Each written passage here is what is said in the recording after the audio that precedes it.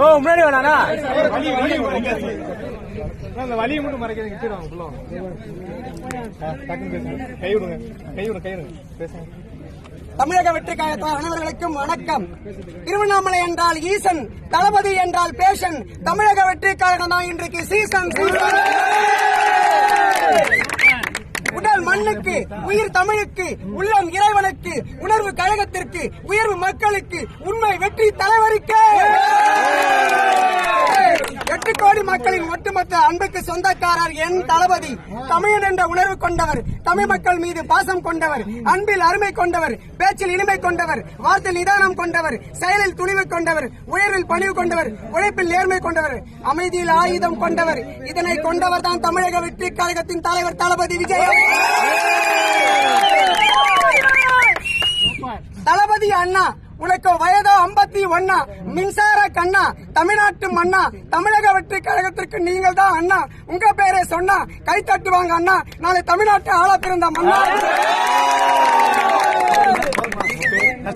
என் பேரு தட்சிணாமூர்த்தி, திருவண்ணாமலை தெற்கு மாவட்ட செயற்குழு உறுப்பினர். சிகப்பு மஞ்சள் வண்ணம் என் தளபதியின் எண்ணம். தமிழ்நாட்டுக்கு நல்லதே பண்ணோம் பண்ணோம் பண்ணோம்.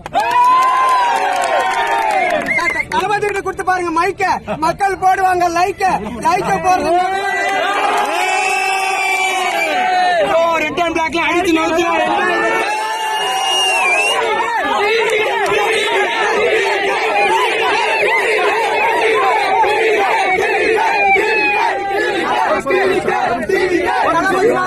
தமிழக வெற்றி கழகம் 2026 எதிர்கட்சி வைப்பாங்க மக்கள் ஆப்பு. சீன் போட்ட கட்சி கிடைக்க போது கேப்பு, புரியுதா மாப்பு. தளபதியா எனக்கு டாப்பு. உங்களுக்கு சின்னதா ஒரு சர்ப்ரைஸ். நம்ம கட்சியினுடைய வேட்பாளர் பட்டியலை இப்ப நான் அறிவிக்க போறேன். மதுரை கிழக்கு வேட்பாளர் விஜய். இன்னும் முடிக்கல ஒரு நிமிஷம், இன்னும் முடிக்கல. மதுரை மேற்கு வேட்பாளர் விஜய். மதுரை மத்தி வேட்பாளர் விஜய். மதுரை தெற்கு வேட்பாளர் விஜய். மதுரை வடக்கு வேட்பாளர் விஜய். மேலூர் விஜய். சோழவந்தான் விஜய். திருப்பரங்குன்றம் விஜய். திருமங்கலம் விஜய். உசலம்பட்டி விஜய். என்னடா எல்லா தொகுதியிலும் ஒரே வேட்பாளர்னு பாக்குறீங்களா? 234 தொகுதியிலும் இந்த விஜய் தான், அதாவது உங்க விஜய் தான் உங்க சின்னம்.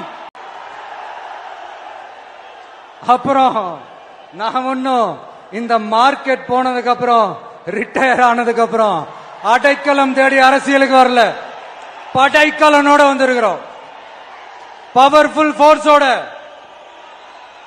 மாபெரும் படை வரிசையோட, எல்லாத்துக்கும் தயாராகி தான் வந்திருக்கிறோம்.